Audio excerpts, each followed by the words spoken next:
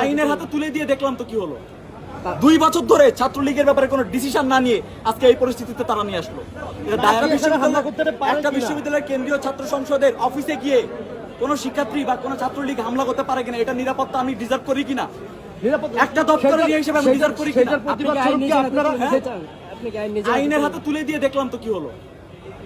আইনের হাতে তুলে দিলাম তো, আপনাদের সামনে আইনের হাতে তুলে দিলাম। আইন কতটুকু করতে পারছে আমাদের ইনসান? 2 বছর ধরে ছাত্রলীগের ব্যাপারে কোনো ডিসিশন না নিয়ে আজকে এই পরিস্থিতিতে তারা নিয়ে আসলো। এটা দায় আমি কাকে দিব? আমি আইনকে দিব, আমি প্রশাসনকে দিব। যখন তারা দিতে পারতেছে না তখন তো আমাকে নিতে হবে। হ্যাঁ, ওখানে আহত মানে কি? কোথায় ওনার এখানে মানে দেখা যাচ্ছে, সাদা মাংস দেখা যাচ্ছে, এমন বাজে অবস্থা। অনেক আকস্মিক ভাবে হামলা করা হয়েছে।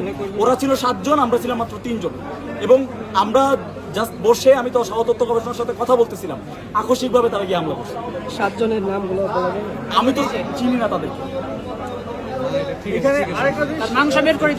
দেখেন অবস্থা, এই এদের মানে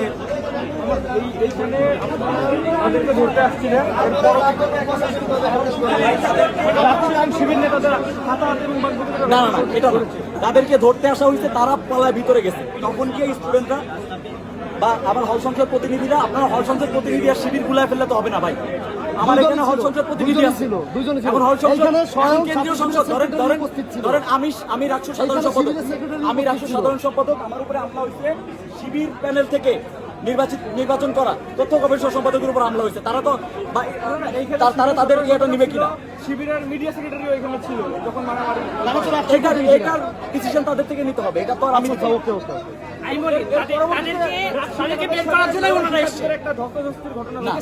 আমরা বের করে নিয়ে আসার চেষ্টা করছি, কোনো ধস্তাধস্তির কিছু হয় না। ধস্তাধস্তির কিছু না, তারা তাদের জায়গা থেকে তারাও বুঝে উঠতে পারে না যে ভিতরে আসলে কি হচ্ছে। ভিতরে 15 মিনিট ধরে ছাত্রলীগের 3 জন ওখানে ভিতরে ছিল, তাদের উচিত ছিল বের করে দেয়া, তারা এটা বুঝতে পারে নাই। আর এখানে উদ্দেশ্য ছিল তাদেরকে নিয়ে বাইরে বের হয়ে আসা।